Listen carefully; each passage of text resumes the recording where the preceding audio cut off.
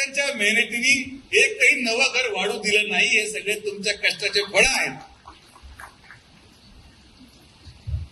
तर त्या सत्काराचा उल्लेख मी यासाठी केला की जे काही ते सांगायचा प्रयत्न करतायत गणेश कारखान्यासंदर्भात, तर मी तुम्हाला एक गोष्टीची खात्री तेव्हाही दिली आणि आजही देतो की या क्षणापासून किंवा त्या दिवसापासून ज्या कालावधीमध्ये आपल्या पॅनलचा पराभव झाला त्या कालावधीपासून तर शेवटच्या जोपर्यंत मी आहे तोपर्यंत गणेश सहकारी साखर कारखान्याची निवडणूक मी लढवणार नाही, आमचे लोक लढवणार नाही, आमचे कार्यकर्ते लढवणार नाही. तो कारखाना तुमचा आहे, मी चालू. आम्ही तर म्हणतो नाही आम्हाला पाहिजे. मी सांगतो लिहून मी स्टॅम्प पेपरवर की आपले जेवढे सभासद असतील ते देऊन टाका राजीनामे, बाबा सभासद सोडून द्या. त्याच्या पलीकडे अजून काय बोललं पाहिजे? आपला कुठलाही उद्देश कोणाची संस्था बंद पाडण्यामध्ये नाहीये. जी न्यायालयीन लढाई आहे, जी हक्काची लढाई आहे, आमची लढाई दिलीपराव फक्त आणि फक्त आमचे प्रवरेचे पैसे सुरक्षित ठेवण्यासाठी आहे. कारण की ते पैसे प्रवरेच्या सभासदांचे आहेत, सुजय विखेंचे नाहीये, राधाकृष्ण विखेंचे नाहीये, ते प्रवरेच्या सभासदांचे आहेत. ज्या सभासदांचे पैसे आज आपण लावून तो कारखाना पुनर्जीवित केला, त्या पैशाच्या हक्काची लढाई आहे आणि ती लढाई लढावंच लागेल. त्या व्यतिरिक्त आमचा कोणाचाही द्वेष नाही, आमचं कोणाबद्दल आम्हाला काही मांडायचं पण नाहीये. आणि जे आज संगमनेरून येऊन इथं भाषण केलं की आपला ऊस बाहेरच्या लोकांना घेऊन जाऊ देणार नाही. बाबांनो, आम्ही गणेश कारखाना चालत असताना तुम्ही किती ऊस नेला याचा हिशोब द्या.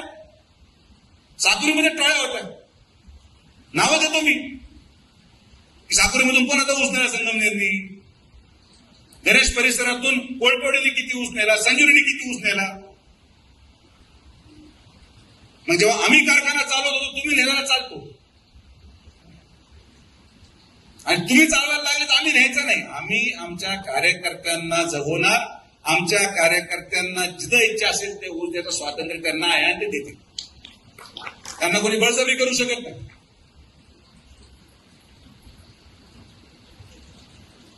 तर माझं मी तुम्हाला स्पष्ट सांगतो, माझा वाद कुठल्याही व्यक्तीशी नाही. कोपरगावमध्ये 2 आमदार झाले याचा आनंद मलाच आहे. त्यांना संधी मिळाली, त्या संधीचं सोनं त्यांनी करावं, तालुक्याच्या विकासासाठी करावं. गणेश परिसरामध्ये त्यांना वाटतं त्यांना काही योगदान द्यायचंय, देऊ द्या. पण मी दुर्दैवाने आजारी असल्यामुळे गडबड झाली की एक सभा झाली आणि त्याची चर्चा आपले लोक करतात. कशाला चर्चा करायची कोणाच्या भाषणाची? आपण काय पहिल्यांदा ऐकले भाषण असे? आपण पहिल्यांदा पाहिले भाषण असे? हे जे भाषण करताय त्यांच्या समोर ऐकायला होते, हे विधानसभेमध्ये आपण पुराव्यानिशी सिद्ध केलंय. पुराव्यानिशी व्हिडिओद्वारे की कारखान्याचे संचालक आणि कर्मचारी आपल्या विरोधात काँग्रेसचे पैसे वाटत होते.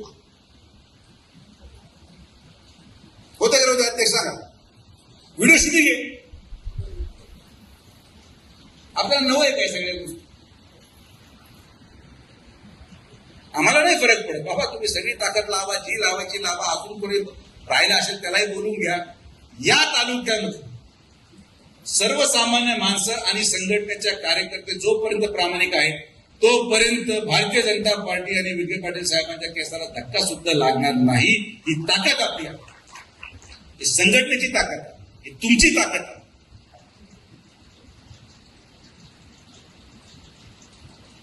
तर आपल्याला संघर्ष नवा नाही, आपल्याला पुरवड्या नव्या नाहीये, आपल्याला शेजारून झालेलं अतिक्रमण नवं नाही. आपण कुठल्याही परिस्थितीमध्ये कोणाची चर्चा करता कामा नये, ही काळजी आपल्याला घ्यायची. आपल्याला चर्चा करायसारखं भरपूर आहे ना. गोदावरीची चर्चा करा, कालव्याची चर्चा करा, पाण्याची चर्चा करा, एमआयडीसीची चर्चा करा.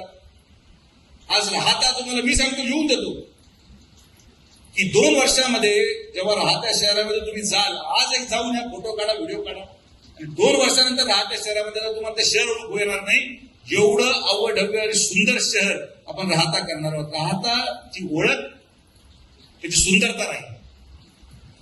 आपलं काम आहे, आपण सत्तेमध्ये आहोत, आपण काम. विरोधकाची चर्चा होता का आपण आपली चर्चा करा, मजा करा, काय त्रास करू. सगळ्यांचे काम होतील असंही नाही, काही कामं मागे राहतील, काही कामं पुढे येतील.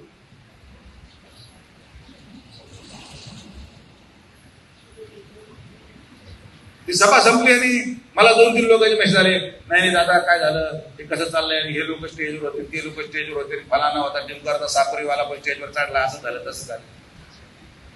हा बापू, आणि SIR मध्ये जो ज्या भागात राहतो ना त्या भागात त्याचं मतदान गेलं पाहिजे. साकुरीवाला शिर्डी राहतच नको, राहतावाला साकुरीत नको.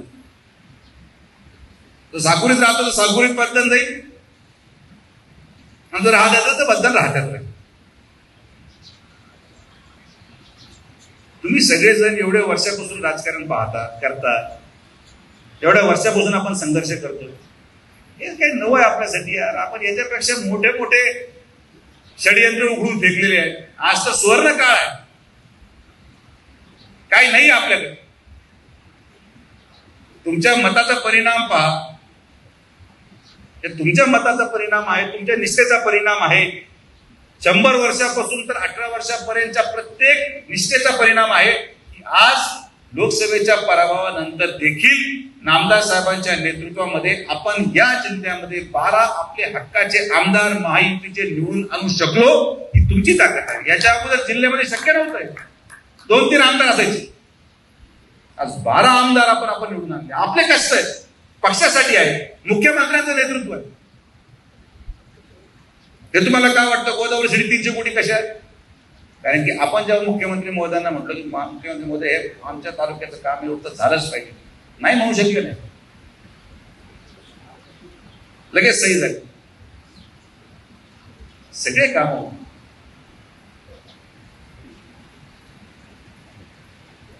तर चर्चा करण्यासाठी गोष्टी भरपूर आहेत. नेगेटिव्ह चर्चा कृपया करून करत नका जाऊ, त्याने निष्पन्न काही होत नाही. मी आवर्जून सांगतो तरी मी सत्कार ठेवतो, हा ना, इथं करू आपल्या कार्यकर्त्यांच्या माध्यमातून. आमचं काय म्हणतात, पक्ष वाढला पाहिजे, पक्ष मोठा झाला पाहिजे, कोणी व्यक्ती माझा शत्रू नाही. मी तुम्हाला आजही सांगतो की माझं काही शत्रुता कुठल्या एका व्यक्ती बरोबर नाही. आणि आपण संयमाचीच भूमिका बजावतो. आपण संयमच ठेवलं पाहिजे. कितीही शेजारून अतिक्रमण आलं, कितीही शेजारून अतिक्रमण येऊन भाषण झाले, आपण आपलं काम विकासावर चालू ठेवलं पाहिजे. कारण की आपलं मतदान हे विकासावर आहे, आपलं मतदान हे प्रगतीवर आहे, आपलं मतदान या मतदारसंघाच्या आणि राहत्या तालुक्याच्या लोकांच्या उज्ज्वल भविष्यासाठी आहे. म्हणून लोक मतदान टाकतात, लोक येतात भाषण ऐकायला, मतात रूपांतर होणार नाही. तर ना 40 वर्षाच्या इतिहासामध्ये, 30 वर्षाच्या इतिहासामध्ये ना शिर्डीमध्ये 23-0 झाला असता, ना राहत्यामध्ये 23-0 झाला असतं. 1 साइड मेजॉरिटी दिली लोकांनी, 1 साइड. कसला परिणाम? विश्वासाचा परिणाम आणि नेतृत्वावर असलेला विश्वास, नेतृत्वावर असलेली आत्मीयता, याचा परिणाम. त्यामुळे शांतता धरा, फार पेटून उठू नका, निवांत आपल्या गावी रिलॅक्स करा. भांडायचं गावात भांडा, इकडे नका.